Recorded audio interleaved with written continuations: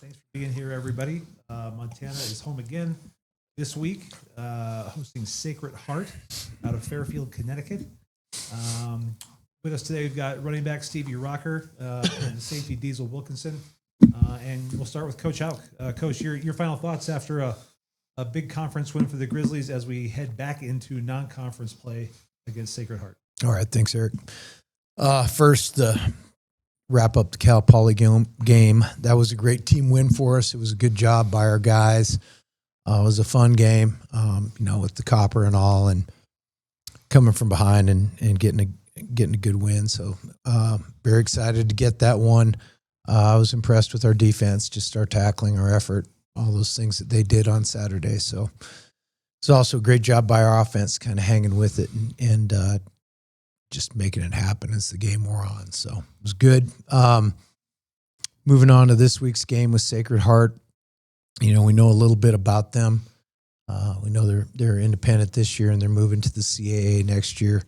Coach Nofri is the same. It's interesting. He's got the same number of years at Sacred Heart as I do here at Montana.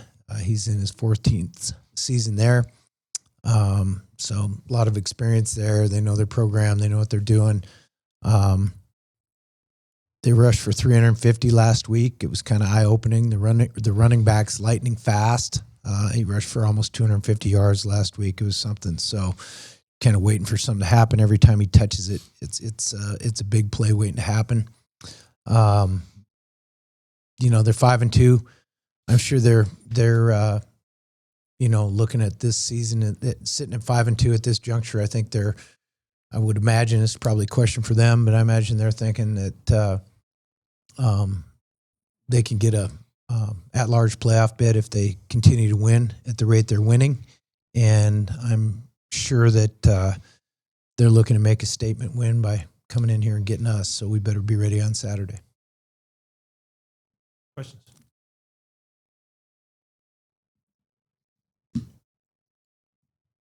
Usually you guys forced 4 turnovers, 4 picks on Saturday. What went into that? What were you guys seeing well? And how big of an impact do you think forcing turnovers has just on winning football games? I mean, the turnover ratio is a big part of every football game. I think going into the game, we were really confident. Coaches put together a good game plan for us. So we just wanted to go out there and play fast and play free. And it definitely showed up on Saturday. Steve, you guys had that 96-yard drive Saturday where you backed up way deep, but then you had the big catch to sort of open it up. What did you see on that? How much breathing room do you think they gave you guys? Gives us a lot of room. Our offense has a lot of weapons everywhere on the field. So it really just matters about getting the balls into those players' hands, giving them our offense a chance to go score. Our defense was playing lights out. So it's all about us just offensively getting an opportunity just to go show out what we can do and go score for the defense since they played a shutout second half. So it's all about us just going in and putting points on the board for us. Coach, you've seen a couple teams in the Big Sky. Now, how does this Sacred Heart team stack up with just in your preparation so far? You know what? I haven't watched enough to, I don't ever think of it that way. So I wouldn't know how to compare them. I know they played pretty well. Lehigh's in the top, whatever. I don't know what the rankings are. You guys watch that stuff. I know they were in the top 10 last week, right? They matched up pretty well with them. You mentioned the running back. What makes him hard to deal with? He's fast. He's got a good change of direction. It's kind of small, right? Did you notice that on film? Yeah, he's not very big. I don't know what he's listed at, but he's not a big guy now. Is that do you think that's the strength of their offense, is just running the ball? Well, it has been at times. The quarterback can run as well, and then they run the RPO game well, which those 3 things all tie together.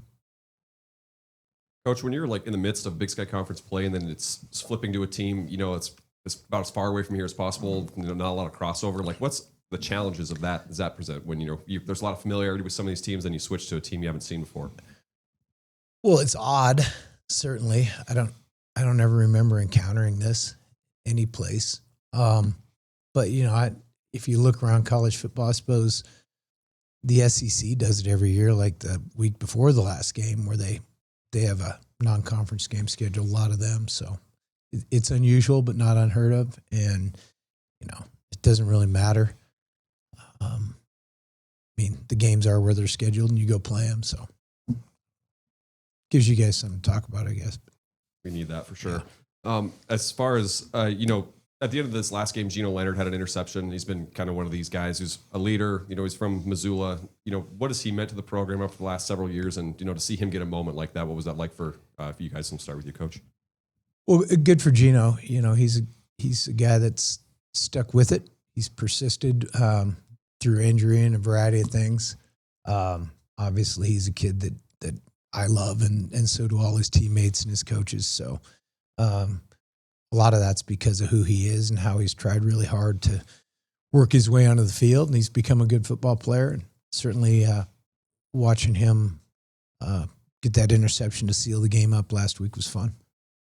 A similar question for you, just working with him on that side of the ball, just being a new guy this year, but working with a veteran like Geno, who he's overcome some adversities and things like that, and been a playmaker this year. Just what has he meant to, that side of the ball in this team this year?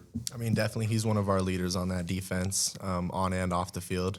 He's a great guy to hang out with in the locker room, great guy to play football with. He works super, super hard, and I'm glad it's showing out for him. 6 games through the season for you guys, coaches talked throughout the year, the defense is gelling, it's a lot of guys kind of learning to play with one another. So just from your perspective as a newer guy, seeing this group come together, just such a big game against Cal Poly, how would you describe the halfway point of the season and how things are working on defense? I mean, yeah, just like any other team, as the more games we play, the more we're going to start clicking together. Definitely going through spring ball and fall camp together has helped a lot. So now that we have some games under our belt, I feel like it's only going to go up from here.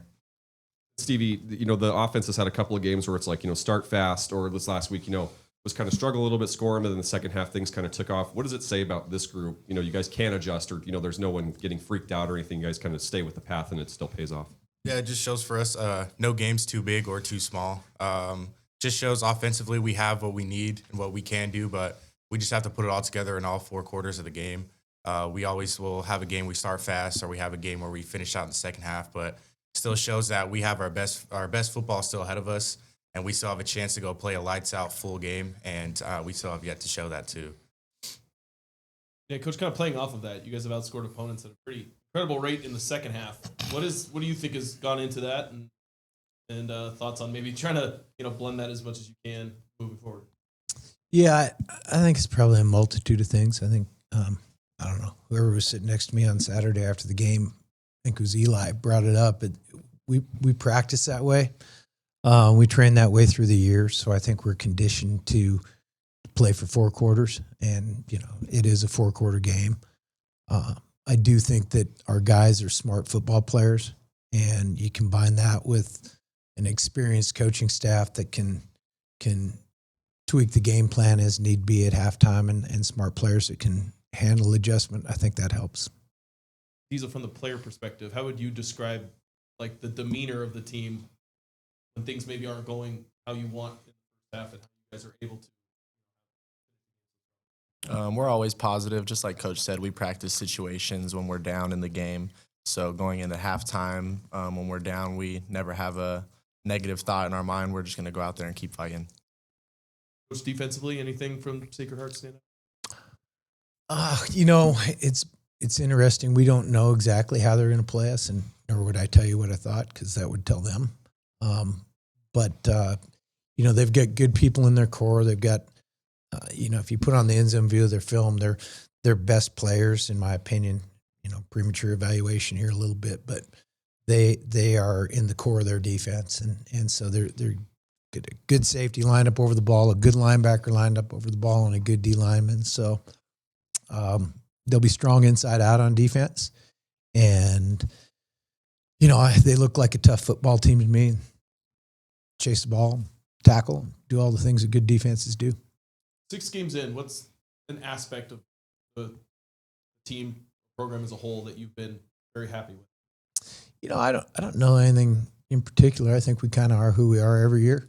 Team that works at it, improves, and plays hard in all 3 phases. But I don't think that's unique to this team. There's something specific after 6 games that you can improve upon that one area. I think you're being a pretty good football team. One specific thing? No, I think it's kind of just generally keep working at it.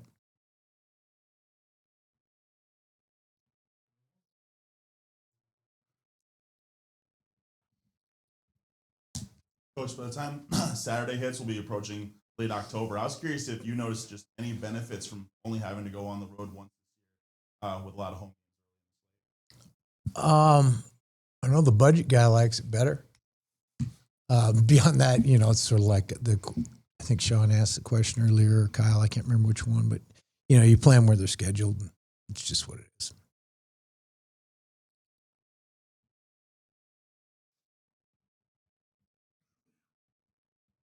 I think this would be your bye week if you guys had played week one.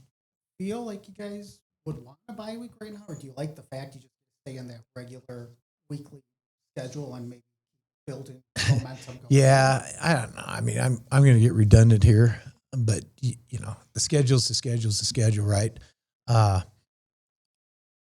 12 straight's hard a little bit without a breather, but the other side of that coin is sort of what you're alluding to, Frank, is that when you're rolling, it's nice to try to stay rolling. So I don't know. Kind of is what it is, right? I want to get your thought. The NCAA last week just changed the transfer portal. Thank God. And the window is. Just wanted to get your thoughts on that. Yeah. So now we go from 4 recruiting and signing periods to 3. So thank goodness. Budget guy will be happy about that as well. Yeah, for us to be the only sport that has 2 transfer portal windows was ludicrous, and thank goodness they got that straightened out. You know, there's been a lot of debate on over when that portal window or where that portal window should be located in the calendar. But it is where it is now, and we'll make do with what it is. Thanks, everyone. That's a 15-minute now discussion at a minimum. You know how many